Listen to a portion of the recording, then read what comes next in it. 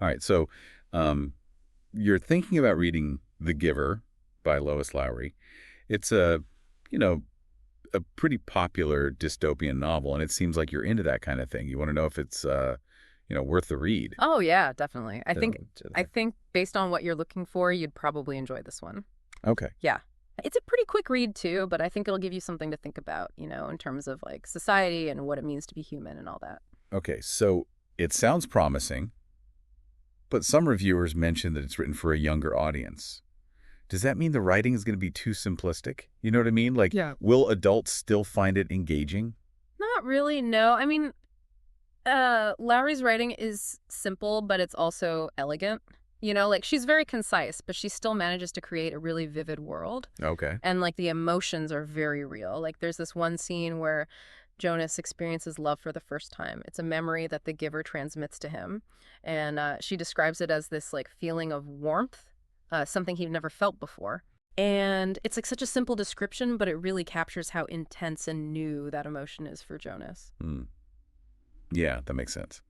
Simple language can definitely be powerful sometimes, especially when you're dealing with complex emotions. Mm. But what about the content itself? I know it deals with some pretty heavy themes. Is it going to be a downer? Well, it does explore some darker sides of humanity for sure, like control and conformity and the suppression of individuality. Right. But it also celebrates like the good stuff too, like memory, love, and hope. It's important to remember that in Jonas's community, they've eliminated pain and suffering. Okay. But they've also gotten rid of joy and passion and free will. So through Jonas's journey, we see how important both the good and the bad are to making us human. Hmm. That's an interesting point. So it's like a trade-off, right? Like a world without pain might sound great at first, Yeah. but you lose all those other emotions too. Exactly. Makes me think of Brave New World.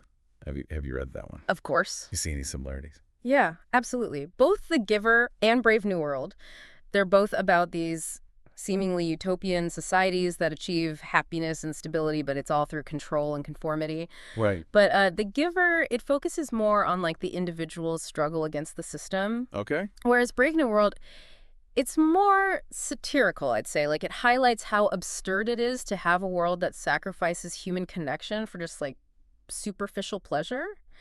And The Giver, it doesn't use satire in the same way as Brave New World. Okay. It's more subtle. Like it makes you think about these questions, Right. but it doesn't like shove a message down your throat. Yeah, I like that. I'd rather think for myself. Yeah. But one thing I'm always kind of worried about with dystopian stories is the ending. I hate when they're like super open-ended and you're just left hanging. Yeah. What about The Giver? Does it have a satisfying ending? Well, that's actually a big debate with this book. Oh, really? Yeah, the ending of The Giver, it's intentionally ambiguous, so it leaves a lot up to the reader's interpretation. And some people love that, they find it thought-provoking and it makes them imagine different possibilities. Right. But others find it frustratingly vague, and they wish Lowry had given them more closure. So it's one of those love it or hate it endings. Yeah, pretty much. I see. It definitely makes for good discussion, though. Yeah, for sure. One reviewer I saw online compared it to Inception. The spinning top at the end, and you never know if it falls or not. That's a great comparison. Because Lowry, she doesn't actually tell us what happens to Jonas and Gabriel. It's up to the reader to decide what they believe. And that ties back to one of the main themes of the book, too. Right. Which is the importance of individual choice and interpretation. Okay, that's a good point. I'm intrigued, but I'm still not sure about that ending. What about the overall message of the book? Some reviewers were pretty critical. Yeah. We call the morality simplistic, and even compared it to propaganda.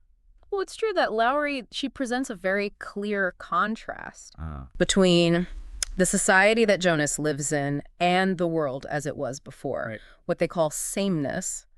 The community values order and conformity, Okay. while the past is full of pain and conflict, but also love and beauty and choice. Right. So some people argue that this is too black and white, Yeah. that it ignores the nuances of both systems. Yeah, it's easy to romanticize the past Right. and make the present seem worse than it is, Exactly. especially in a fictional setting. Mm-hmm. But I think it's intentional, right? Like, Lowry's not trying to write some political treatise. No, not at all. It's a story meant to make people think about these big ethical and societal questions. Exactly. Like, think about the idea of release. Yeah. That's what they call euthanasia in the community. Right. And it's presented in this very straightforward way. Oh, yeah. But it brings up all these complicated questions about individual rights and the role of government and the value of life.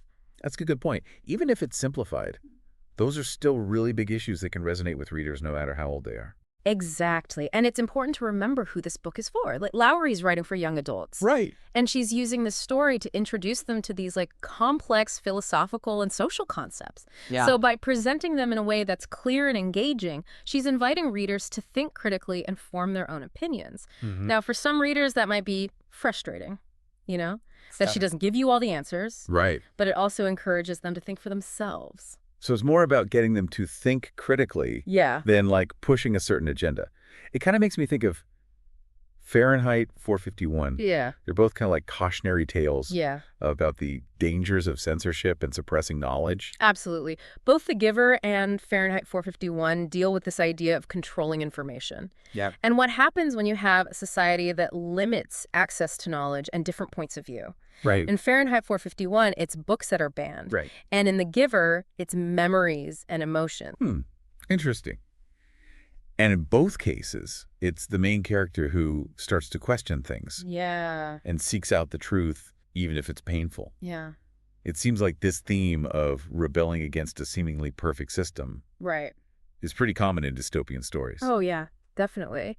And The Giver, it doesn't shy away from the complexities of that rebellion either. Okay. Like, Jonas's journey, it's both exhilarating and terrifying at the same time.